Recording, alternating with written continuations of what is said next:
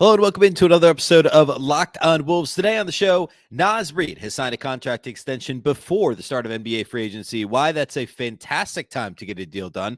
I'll talk a little bit about the details of the deal, why it is frankly a good deal for both sides, and also some of the concern points, I guess, or reasons to be cautious moving forward with Naz now extended for the next 2 to 3 years. It's all coming on the show. Welcome in. You are Locked On Wolves. You are Locked On Timberwolves, your daily Minnesota Timberwolves podcast. Part of the Locked On Podcast Network. Your team every day.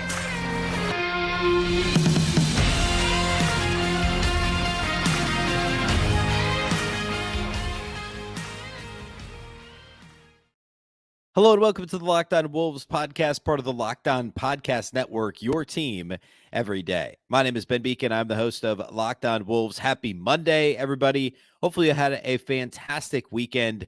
Lots to get to today, all involving Naz Reid and his extension. First of all, though, a big thank you for making Locked On Wolves your first listen every single day.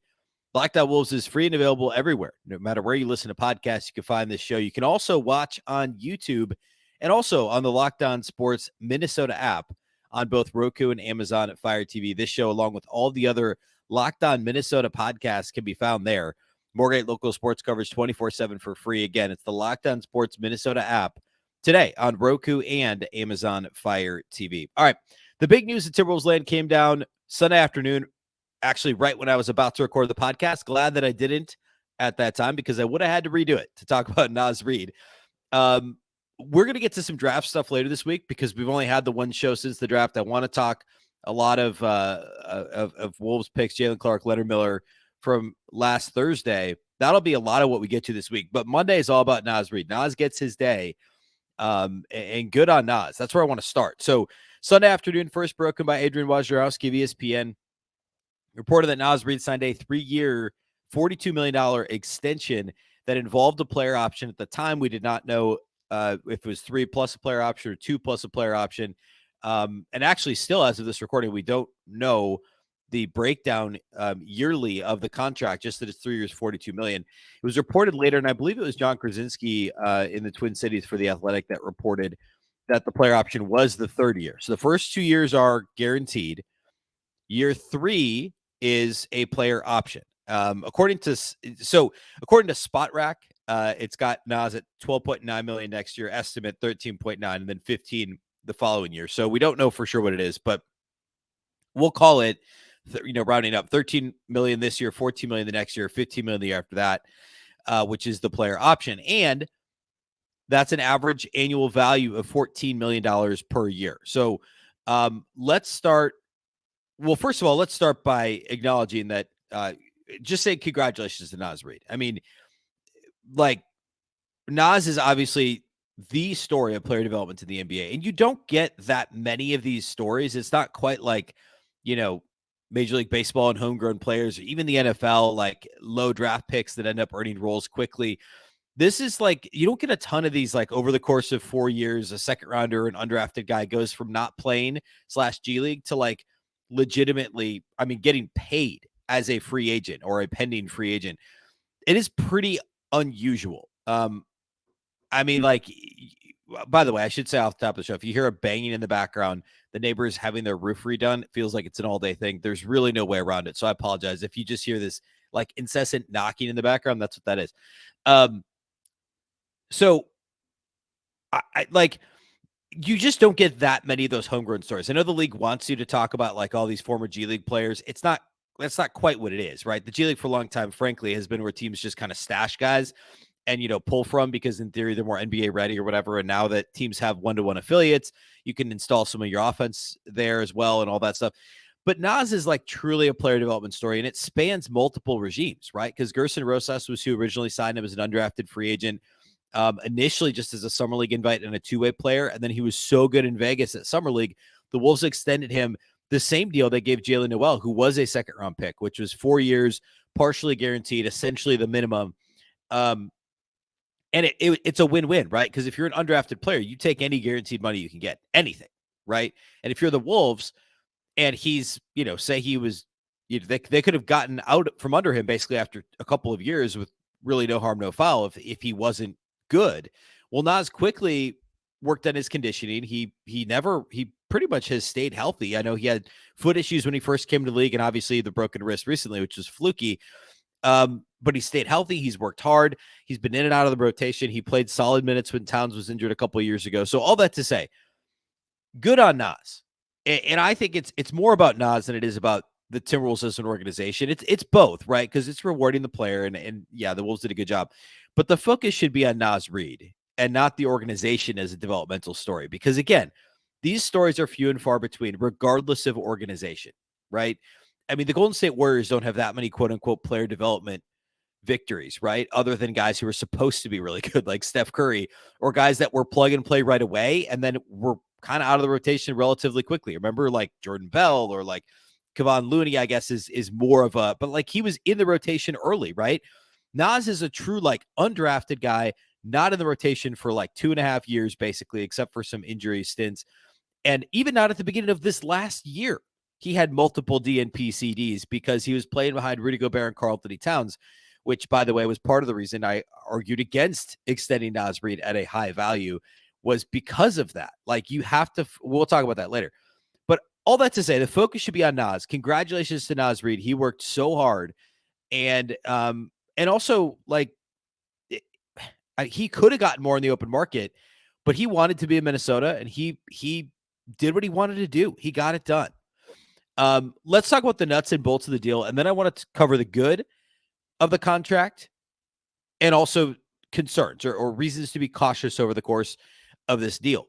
First of all, again, average annual value, $14 million, 3 years, $42 million. The third year is a player option. So I had Howard Beck on the show probably about a month ago now, maybe 5 weeks ago. And Howard Beck had estimated Naz could get $15 million or more on the open market, and that he probably would. And it had been reported back in February around the trade deadline that the Timberwolves were offering Naz 10, maybe 11 million a year over the course of, call it like a 4-year deal. Naz was seeking closer to, I believe the number at the time was mentioned as 14 million. And the Wolves were, I'm sure their position was like, hey, we can't commit 4 years and 40 plus million to a third center. Well, give the Wolves credit because they came down to where Naz wanted to be from a, it sounded like Naz probably, again, could have gotten 15 million in the open market, and I'm sure that's what his agent was saying. So Naz came down a little in the average annual value, but got the contract to be shorter in order to give himself the ability to become a free agent before he's 26 years old. I mean, like, remember, he only played 1 year at LSU. He's still a really young player who's been in the league for 4 years. So Naz gets guaranteed money, good money for the next couple of years, a couple million more than where the Wolves, it sounded like, were willing to go initially. Even if it's not quite to where he wanted to go, he now still becomes a free agent again before he even hits his actual prime. So by the time he's about 26 years old, that is a really good win for both sides. And on top of all of that, well, we'll get into some of the details, I guess, on the win on the Wolves side next. But that's the structure of the deal. It provides flexibility. It gives Naz the opportunity to be a free agent before he hits his prime. It gives him an average annual value that's close to what he could have gotten. I bet on the open market, he gets 15, 16 million. Again, Howard had said 15. Again, all it takes is one team to be like, yeah, this is our guy. We think he's a starter for us. And somebody would have done that. And that's at least 15 million. And I know people were thinking like the Wolves could get him for the mid-level or maybe wouldn't go above the mid-level. They barely did, right? They only went a couple million over. And I should also note that actually right before I recorded this, John Krasinski at The Athletic posted a piece that basically says that Glenn Taylor, just a few days ago, when they were millions apart, the Wolves and Naz Reid's agent, Glenn Taylor called and said, get it done. Glenn Taylor and his wife Becky are big Naz Reid fans. And he just said, let's make this happen. So my guess is the Wolves are still maybe had come up to call it 12 million. And Naz probably still wanted 15. And the Wolves probably wanted a full 3-year deal. And Naz probably said, hey, I need 3 or 4 at 15. And the Wolves said, we can give you 2 at 12 or 3 at 12 or whatever. And they ended up compromising on the 2-year deal with the player option at the average annual value of 14, which is, again, a win for both sides. And we'll get into a little bit more, another reason why that is, and then also some of the reasons to be cautious about this deal. But congrats to Naz Reid. That's what we'll do throughout the show here today. So more on that contract and reasons to applaud it coming up next. Today's episode of Locked On Wolves is brought to us by our friends over at eBay Motors. For a championship team, it's all about making sure that every player is a perfect fit. It's the same when it comes to your vehicle. Every part needs to fit just right. So the next time you need parts and accessories, head to eBay Motors. With eBay Guaranteed Fit, you can be sure every part you need fits right the first time around. Just add your ride to my garage and look for the green check to know the part will fit or your money back. Because just like in sports, confidence is the name of the game when you shop on eBay Motors. And with over 122 million parts to choose from, you'll be back in the game in no time. After all, it's easy to bring home a win when the right parts are guaranteed. Get the right parts, the right fit, and the right prices on ebaymotors.com. Let's ride. eBay Guaranteed Fit, only available to U.S. customers. Eligible items only. Exclusions apply.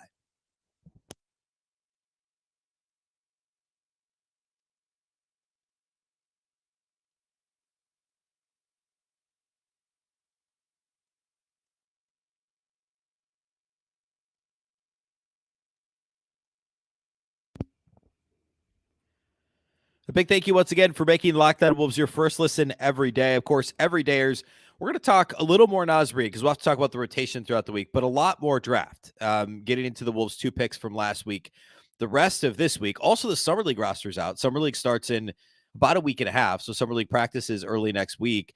So we'll talk about the Summer League roster, and then we get right into Summer League free agency. So it's actually a really busy July, and we'll get into all that throughout the week here.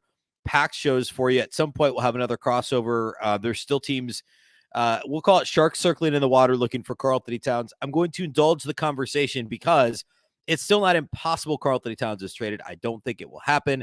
At this point, I prefer that it does not happen. But I also want to talk a little bit about the potential impact. Does Naz's contract impact any likelihood that Towns is or is not traded? But we'll do a little bit more of that this week too. So lots coming up here on the show. We thank you for being everydayers and for listening to the show every single day.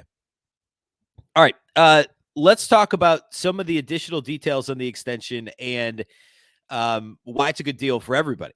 So the timing, I talked about this from off the very top in terms of the certainty of having it done before free agency. This helps for a couple of reasons. One, it's done.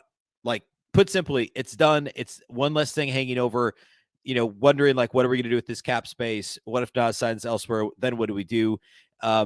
Now it's, as soon as that deal's done, it's cost certainty for the next 2 years with the player option for the third year. The other thing is the timing from hey, somebody's going to offer him $60 million. Like if somebody comes in and says, here's, 4 years, $60 million at $15 million a year, that's not crazy. I think somebody probably would have, or here's 3 years at $16 million a year or something like that. That's very possible. The Wolves got a better deal than most teams would have gotten on the open market. But again, Naz only gave a little because the average annual value of 14 is still good, and he gets to be where he wants to be. There's so many stories out there of Naz interacting with fans in the Twin Cities and them showing their love to him showing their love to them, and him genuinely wanting to be in Minnesota. Marnie Gellner talked in the postcast, Marnie for Bally Sports North, all season about on the postcast off the air. She talked frequently about how Naz was an organizational favorite, a favorite of the media. Everybody loved Naz Reid. She said he was genuinely one of the nicest humans she knew, definitely one of the nicest players she'd covered. That's important. That matters from a culture perspective to reward those guys. I think that matters more than the quote unquote player development story, because how many coaches did Naz Reid have over the course of this player development? He had multiple head coaches, like 3 different head coaches. You go, well, I guess 2 technically, because Saunders still would have been coach when he was drafted. So 2 head coaches, 2 front offices, 2 sets of assistant coaches. The coaching staff, the organization, the scouting staff, so much of it has changed over the last 4 years. So I think it's more a testament to the culture in general that both regimes, and especially now Tim Connolly, in light of why Gerson Rosas leaving and the circumstances around that, the culture and what it speaks to, that Naz wants to stay there because of his current coach, his current teammates, the culture that has been in place since Chris Finch took over. I think Chris Finch deserves a ton of credit, right? Finch was a Rosas hire, right? He predates Tim Connolly. It's a huge testament to the culture, and it sends a great message to other teams and other players, other potential free agents, guys who potentially could end up in Minnesota. So that's all a plus. I mentioned earlier, it's a huge win for Nazs. He gets a massive raise from basically the minimum to this deal, $14 million a year. And he, again, becomes a free agent before he hits his prime, before he's 26 years old. So he's betting on himself that when he gets minutes, he's going to be effective, and teams will still see the projectability in him moving forward, even if he does play a third big role in Minnesota. There's the obvious good news that keeping a good player at a good average annual value, or good value in general, is really important to have. Like, yes, and we will talk about the $100+ million next year guaranteed to 3 centers, because that needs to be talked about. It's something that has rarely, if ever, been done before in the NBA. But keeping a good player at good value matters, right? It's not quite like positions matter in the NBA. It's not entirely positionless basketball, right? But it's a little different than like paying 3 shortstops $100 million in baseball, right? Or paying 3 quarterbacks $100 million in football. In basketball, it's more about having the best players you can that see rotation minutes and having them at good value so you can fill in the rest of your roster. And I'm about to play devil's advocate on this a little bit, because part of my whole discussion the last few weeks of caution when it comes to extending Naz Reid is the flip side of this argument. But you could just say, like, hey, Naz was one of the Wolves' best 7 players last year. So, like, if you could keep him at below market value, if his market value is, call it 15 to 16 million, and you keep him at 14, by definition, you're getting a good value, and you're keeping one of your best players at good value. And that matters. That's a good thing. The last point I'll make about the value of the contract being positive, or the circumstances being positive, is that the contract's tradable. Now, I'm not at all saying that the Wolves are extending Naz to then trade him later, but that's important, right? Because coming into this offseason, what do we say? The Wolves don't have tradable assets beyond Karl-Anthony Towns. They're not trading Anthony Edwards. They're not trading Jaden McDaniels. They're not trading. They couldn't trade Rudy Gobert, and they're not going to. There's no sense in trading Mike Conley. They've got a bunch of unrestricted guys at low dollars that aren't like sign and trade options, right? So your only real trade options are the guys you drafted last year, Josh Minott, Wendell Moore. You're not going to trade them. You don't have first rounders to trade. Basically, the Wolves we did a show a few weeks ago, and the Wolves being one of the most quote unquote stuck teams based on a John Hollinger article where he ranked the Wolves as one of the league's most stuck teams. And that's true. The only way the Wolves make major differences this offseason is keeping their own guys and or trading Karl-Anthony Towns.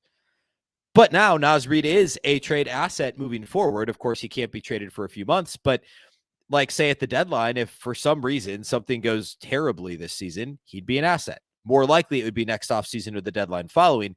But the fact that the Wolves now have a tradable contract that, again, back to my last point, is a good value. Teams around the league will see this as a good value, and there will be teams that have a greater need at the big man role than the Wolves do. The Wolves have 2 All-NBA centers, and Karl-Anthony Towns and Rudy Gobert. If they're both healthy for the next year and play well, and Naz plays well in short stints, the Wolves could trade Naz next summer and get themselves a couple of first-round picks and another rotation player, right? Like they could do that. And clearly Naz knows that that's a possibility, right? He wants to be in Minnesota. They built a good culture. I wouldn't see this as like a betraying his trust type of thing. Everybody knows it's a business.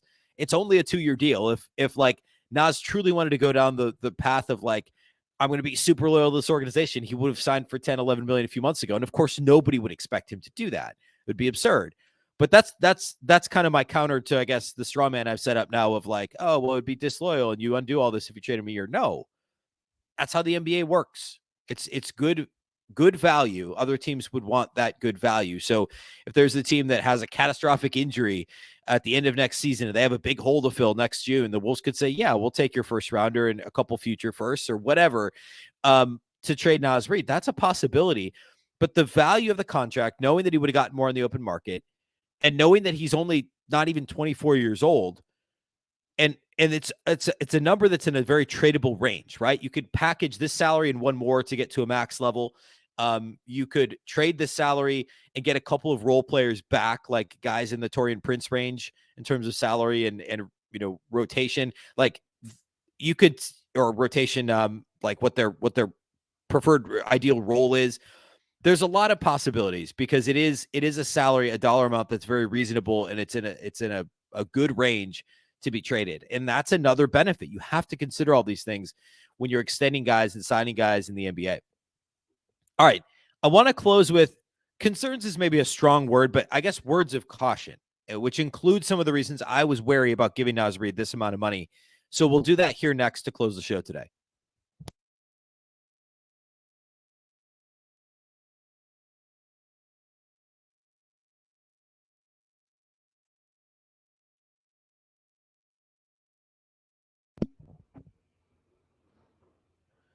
All right, just to be really clear, I am happy that the Wolves have Naz Reid in the fold moving forward. From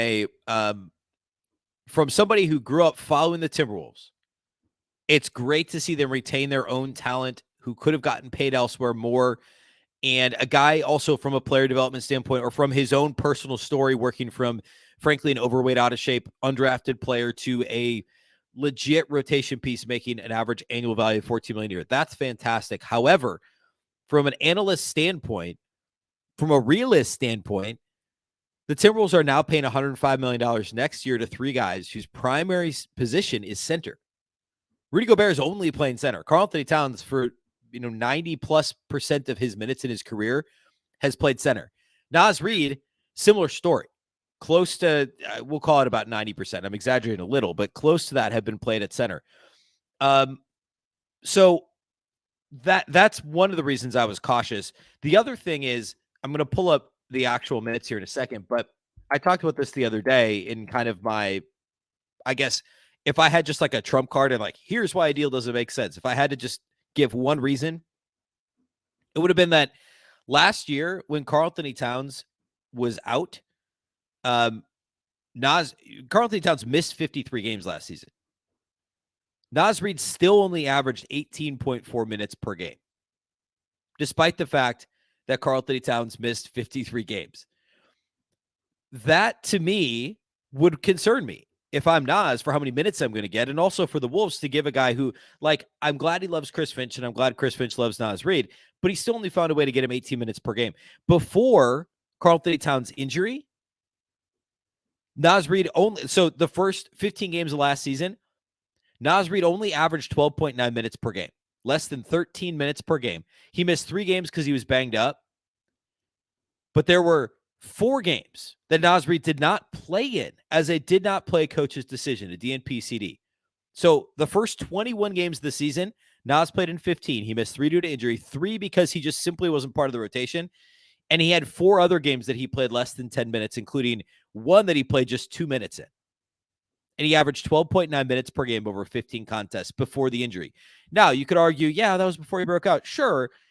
And Naz played better last year than he had for much of his first 3 seasons, but it wasn't drastically better than what we had seen from Naz over the past few years. For the most part, or at least for the past 2 seasons, for the most part, Naz was what we thought he was last year.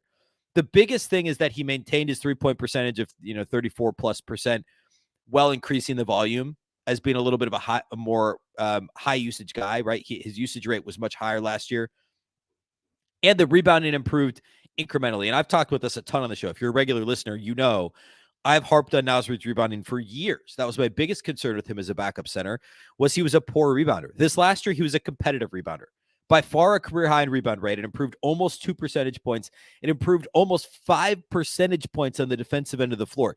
That has to stick for Naz. He has to have an improved, or have this defensive rebound rate of almost 17%. Excuse me, 23%, 15% total rebound rate. That has to stick for Naz for this deal to make a ton of sense, in my opinion. So that was his biggest improvement point. Briefly on lineups, clearly Naz is going to have to play the 4, because you're going to use, on most nights, 48 minutes at center are going to be between Rudy Gobert and Karl-Anthony Towns, unless one is in foul trouble early in the game. you're going to find a way to keep Rudy and Kat in the game for a combined 48 minutes at the 5. Naz is going to play some 4. According to Basketball Reference, he played 21% of his minutes at the power forward spot last year, but only two of the 29 lineups that Naz Reid played in last year. So let me rephrase this. Naz Reid played in 29 different 5-man lineups for at least 10 minutes a game. He had a bunch of, everybody has a bunch of those couple of minutes here and there, 5-man combinations. And Naz played the 4 in some of those. But of his top 29 most used 5-man lineups, he only played the power forward spot in 2 of them. Both were Rudy Gobert at the 5, and they actually both were kind of weird. They were like, one had Bryn Forbes in it, the other one had Austin Rivers in it. They were weird 5-man lineups. So I guess the point here is, on the plus side, what we don't know may not necessarily be a bad thing. I know that over the course of Naz's career in Minnesota, his minutes at the 4 next to Karl-Anthony Towns have not been positive. You can go back to the Ryan Saunders years. Saunders didn't want to do it. Like, Saunders wanted to play small, right? He was playing Josh Okogie at the 4 for a long time. Like, Naz and Kat together didn't happen much. When it did, it wasn't all that successful. And that was the case again last year. Look at Naz Reid's 2-man lineups from last season. His second worst 2-man lineup, throwing out AJ Lawson because he played 1 game with Naz Reid, his second worst 2-man lineup was next to Rudy Gobert. In 199 minutes, so 200 minutes together, Naz Reid and Rudy Gobert were a minus 12.7. And incidentally, Rudy was what? His 7th most used 2-man lineup. Because again, it's not a super big sample size, but it was his second worst 2-man lineup. His 6th worst 2-man lineup was Karl-Anthony Towns. It was only 85 minutes because of Towns' injury and then Naz's injury right after Towns came back. They were a minus 7.3. So Naz's minutes at the 4, to call it a mixed bag would be kind. They were not good. Naz was not good at the 4 last season, or the Wolves, I should say, as a team, were not good with Naz at the 4. That has to change in order to justify this. And I know there's all sorts of, per minute scoring stats, and everybody knows that Naz has had great per 36 minutes. What was he last year? I don't like the per 36 thing, but per 36 minutes, Naz was 22.5 points, 9.6 rebounds per game. So again, the rebound rate is competitive. Going back to what I mentioned a minute ago, the rebound rate, like, you can live with your center averaging 9.6 rebounds per game, or again, a total rebound rate of basically the total of 15%, defensive rebound rate of 23%. That plays. The concern I have is defensively at the 4, especially if Towns is at the 5.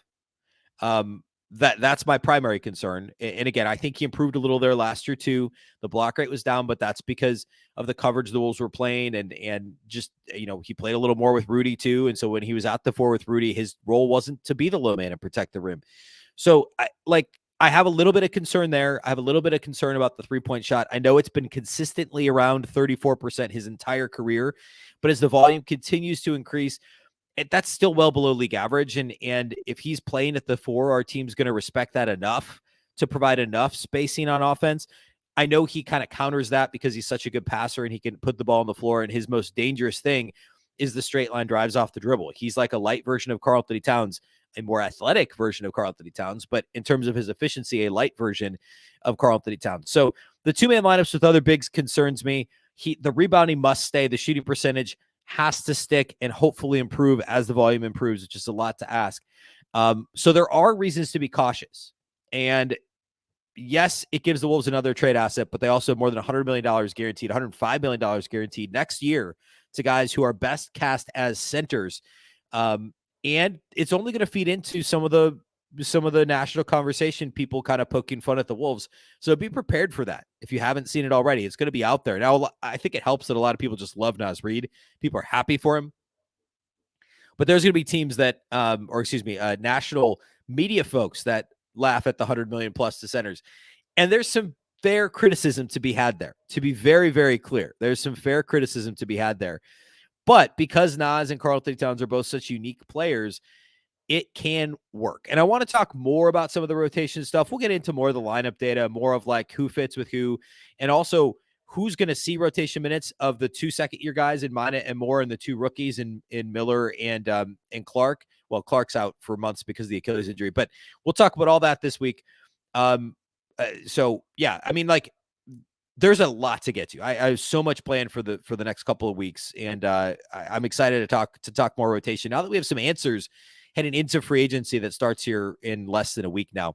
All right, that's all we have for today here on the show. A big thank you again for listening to Locked On Wolves. A reminder, you can watch the show for free anywhere, listen anywhere and watch on YouTube. You can also watch on the Locked On Sports Minnesota app on Roku and Amazon Fire TV. You can follow on Twitter at Locked On T-Wolves and also at my account, which is at Beecken with 2 B's, 2 E's, CKEN. Of course, the Locked On Wolves podcast is part of the Locked On Podcast Network. Remember, the Locked On Network is your local experts on all the biggest stories. Once again, I'm Ben Beecken. This is the Locked On Wolves podcast, and we'll catch you next time.